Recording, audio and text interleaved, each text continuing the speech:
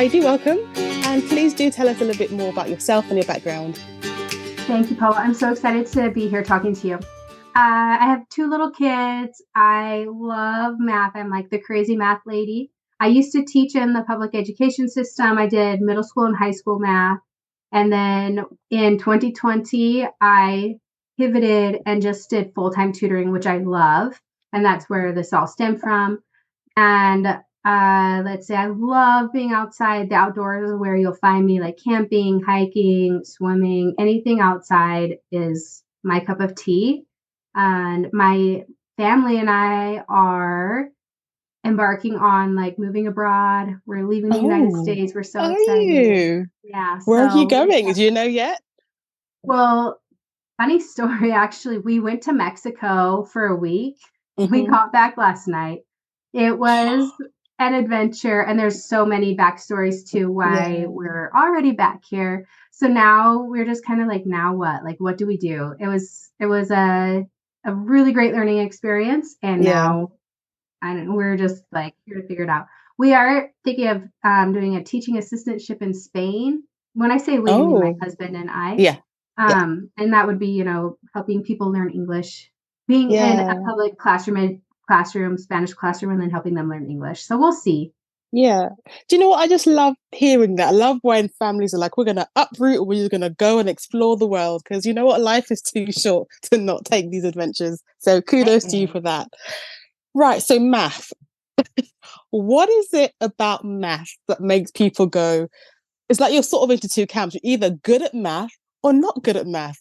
I think that you just hit it on the nose, actually. Like, I think that especially in the American education system, math is taught one way, and it's not for everybody the way that it's taught. And so if you're sitting in a classroom and your teacher's explaining something and you just don't get it, and there are kids around you that are getting it, you're like, I am just not good at math. Obviously, I can't learn it.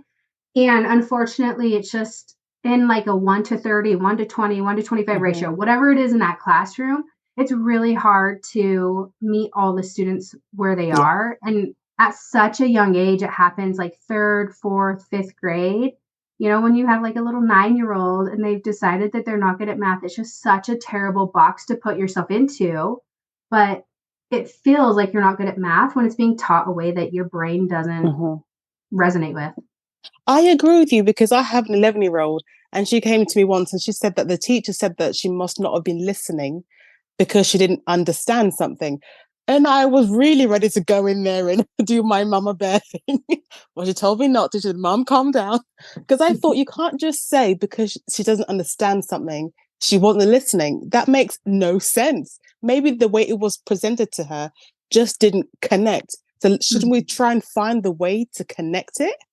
Absolutely. Absolutely. And, as a former teacher, it is incredibly challenging in the classroom. I get it. Like, there's so much going on besides just trying to teach. And then you can't teach the same concept 20 different ways and get through everything that you need to get through. So, yeah, it's a tough position for the kids, parents, teachers. It's really rough. So do you think then that everybody can get maths concepts? It's not to do with you're good or bad at it. I absolutely believe that 100%. And I will say though, like, I think everybody can understand math, but not everybody's going to like it nor love it. But if it's about doing math, absolutely everybody can. I think the mindset shift needs to be like, how can I learn this another way? Or I need to get help to understand this, right? Like, what makes sense to my brain? And as a young person, for sure, 9, 10, 8, 11-year-olds, they don't know. Even high schoolers, they don't know how their brains work best. And it's sometimes just trial and error. And I think that the problem is that math has such a negative connotation. Sometimes everybody's like, math, you hate it or you love it.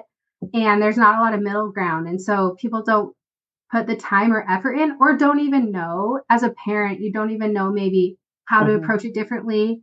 And you were taught to like memorize everything, and that's not how it's taught anymore. And you're like, just memorize it, and this is how I do it. And you don't know a better way. And that's where people get caught up. It just is like generational almost. Because if you were bad at math and you tell your kid, like, I never needed this, I'm fine, it's okay, or do it this way, or, we're just not math people. And then it's like a cycle.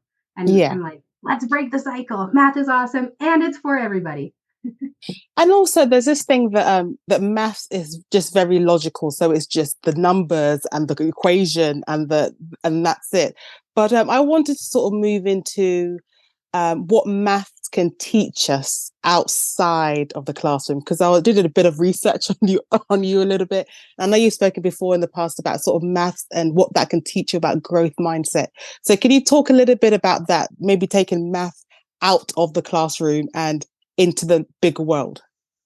Absolutely, because that's where math is. And that's where like real math is. Because Mm-hmm. I'll tell you, as a teacher, all the time, when am I ever going to use this? And honestly, there are so many concepts inside the classroom that they won't use very often or until they're real adults, like, so yeah, outside of the classroom, I think that it's important to focus on like the problem solving skills and Mm-hmm. analyzing and thinking and making mistakes and then growing from them. Like math is such a wonderful playground to do all those things, and like spatial reasoning with shapes and 3D shapes and Mm-hmm. volume, like there's so many things that we see every day that's mathematical around us, but we just think of math as exactly you said, it's all the numbers and the algorithms and the equations. And then you're like, yuck, math is gross.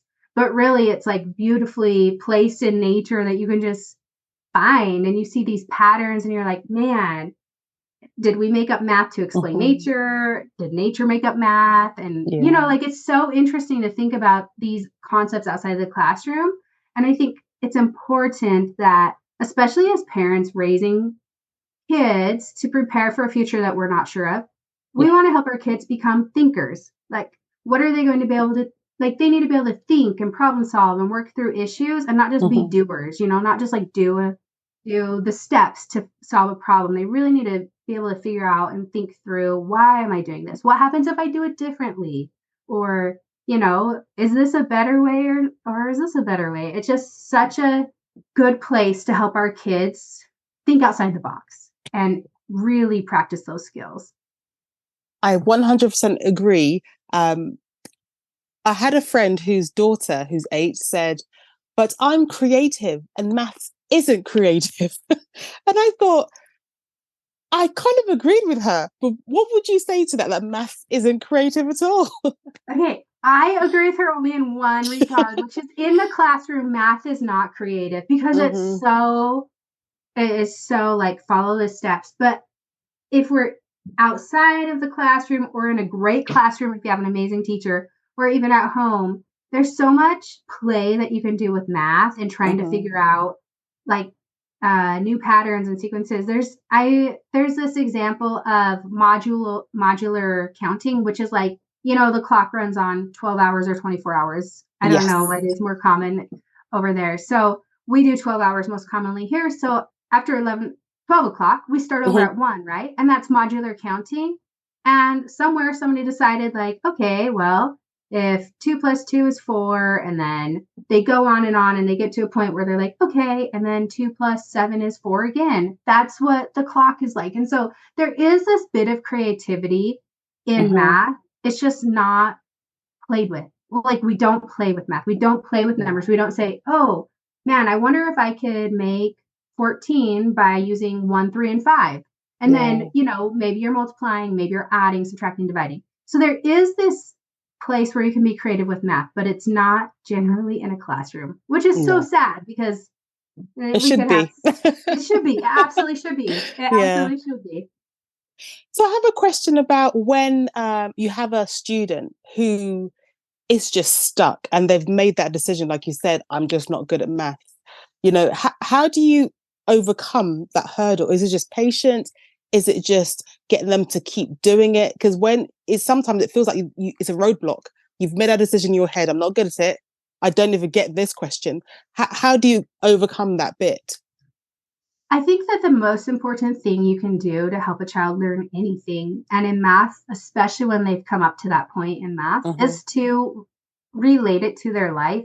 I know people are like, math in real life all the time, but this is real. Like maybe you have a kid who loves birds Hmm. and they're like, I just like birds and I don't want to do any math. Then you find math in birds and you just relate it and you say, maybe Yeah. they're doing, I don't know, division. And you're like, well, a bird can fly this far Yeah. and you, you need to do it in this amount of time. So how fast do they need to go or something, right? And then you can do division within the subject of birds, and all of a sudden they're like, okay, all right, that seems Hmm. okay. It just is changing the way that they're looking at it and thinking about it. It Hmm. opens their minds, or even like talking about the history of math, which people are not into, but Hmm. it's so interesting. And so then you pull something in, some fact that is actually interesting. And then the kid is like, oh, there's more to math than just memorizing these multiplication tables that my Yeah. teacher told me I need to do. Yeah. So, yeah, And what would you say to parents? Because I'm a mum too, and sometimes, my kids will bring home these homework, and I'm like, oh my goodness. And then we're both Googling and watching YouTube videos trying to figure it out together. Sometimes it feels like it kind of highlights your own inadequacies, and it can make you feel a bit, oh, I don't know what I'm doing. And you don't want to show that in front of your child sometimes. Other times you don't care. You're like, son, I don't get it. What did your teachers, how did your teacher teach it to you? And then they don't remember how they were taught. And if you know how you were taught, you might then do it that way, which is different to how they were taught. So sometimes as a parent, it's like you're pulling your hair out, like, I don't know what to do. So what do you say to parents if you interact with them? it's such a hard position to be in. We're all Mm-hmm. doing the best that we can do with what we Yeah. know, right? And honestly, things that I remind parents of is homework is Mm-hmm. an opportunity to practice and maybe find what you're good at and find what you need help with. So if Yes. you're doing homework with your child and your child is like, I do not get this, and there's like Mm-hmm. tears and you don't know how to do it, that's an opportunity to say, okay, well, we need to call in the reserves. We need to Yeah. get help from our teacher, or, find a tutor or somebody else who maybe understands math a little bit better. And I think it's such a opportunity to show our kids that that's how Mm-hmm. you learn and grow is you make mistakes, you don't know how to do something, you get help, whether that's Googling or another human being, you find some Mm-hmm. help and a way to get through it. And then hopefully the next time. But I think that it's just so important to remember that homework is a learning opportunity, even though most people Yeah. think of it as like a chore or Mm-hmm. like, oh my gosh, my worth is based on my grade, which it's not, but it's a measurement and it's just helpful. It should be helpful for the teacher and the parent and their child to be like, I really need to work on this skill because I don't get it. Yeah. But I think that homework gets put up on this Yeah. pedestal and it's just too much importance is placed on it. I totally agree. And earlier we were talking about what works in methods to teach maths. What doesn't work? What would you say that's not going to get them to? That's not going to work. That's not going to get them understanding what you're teaching any better. Why do we keep doing this? Are there anything you've seen in the classroom that you go, oh no?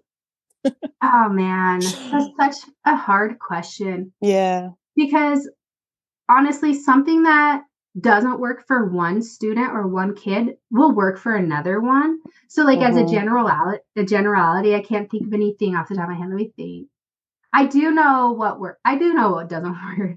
If Mm-hmm. you get 20, 30 kids together in one classroom and you Yeah. have like two bad attitudes who speak out about it, right? And Yeah. they're math is dumb. That just ruins the class for everybody. So it doesn't Mm-hmm. work to have like negative math doers in a class who are very open about it because then kids who maybe struggle a little bit more with it but don't have a bad attitude yet, they're like, yeah, why am I Yeah. trying at this, Yeah. that doesn't work. And I know that's not a teaching thing, but really something that doesn't work for you might work for Yeah. me Yeah. and vice versa. And there's so many ways to teach a topic Mm-hmm. that that's why I know that anybody can learn math because there's so many ways to teach the same thing to Mm-hmm. reach however it is that you're processing the information. So I wanted to talk a little bit because I read something about this and how maths, like he talks about in real life, and just patterns, and how maths and the patterns that are present in maths can be, used to sort of represent the patterns in life, which I thought was very sort of philosophical. And I just wondered, do you have any thoughts about that in terms of just patterns in life and patterns in maths and what we can utilize that, I suppose? Yeah, I mean, patterns are everywhere, right? Like it Hmm. wouldn't take you more than a minute to go outside and see some type of repetition or repeating Hmm. shape or color or whatever. Like, some neighborhoods, the houses are colored in a pattern and you're like, oh, it's a blue, a white, a brown, and then it's a blue, a Hmm. white, and brown. Like you just see it everywhere. Um, I think that it's really fascinating to I brought this up already, but it's been on my mind, like thinking about how we as humans created this math language to explain nature, which already has these beautiful patterns in it. Like if you look at Hmm. the way leaves are on a tree, or even just Hmm. the leaf of a tree and the patterns that you see within them, it's just so beautiful. So I don't know. I just think that taking the time to see the natural patterns in the Hmm. world maybe helps it could help or it helps me because like I said I'm an outside person just Yeah. think about how amazing it is that we have created this language that we can learn from nature and the earth and what's been going on through these patterns that you see like I just think it's a nice reminder that we're connected like Yes. we're not separate from the world that we live in at Yeah. all. And have you always loved maths? When you were a small child, did it come naturally to you, or was it something that you learned? You know, all I remember from when I was a small child and doing math is those competitions. Like, I remember doing that in elementary Yeah. school, and I loved Yeah. it, and I just had this nature. I think it has never been a struggle for me. Like, Hmm. beyond those competitions in elementary school, I don't remember much about math, but I never, like, got behind, and so it was Hmm. fun for me because I got Yeah. it, and homework didn't take a long time, Yeah. and it was usually easy for me, and I think some of that is just the way that my brain works, and I Yeah. also had some great teachers at a younger age that also loved math and taught Yeah. it in an approachable manner. And so it just set me on this path to be able to love math still. And do your children love maths? Are they math Okay, well, geniuses? my kids are only 3 and 1. So I don't know, Okay. but my We'll 3 year see. old, yeah, we'll see. She likes to say, like, she'll say, like, and 4 plus 2 and Oh, did 7. Like she'll she? say stuff, so she's hearing me Yeah. do it. So I'm hoping that it will just be a normal thing in her life and that she doesn't Yes. struggle with it. And I hope she loves it because I love it. But if not, that's okay. I just want her to not hate it. Like it just makes life a little bit Yes. harder when you're like, I can't do math. It's terrible. Yeah, that's very, very true. Um, just to wrap up, I would like to know what you would say to anybody, adult or child, that's struggling with math and just why should they persevere and keep going? Earlier you said about they say, we're not going to use this in real life. What's the point? I can just use a calculator. But why is it worth putting that effort in to persevere and, keep going?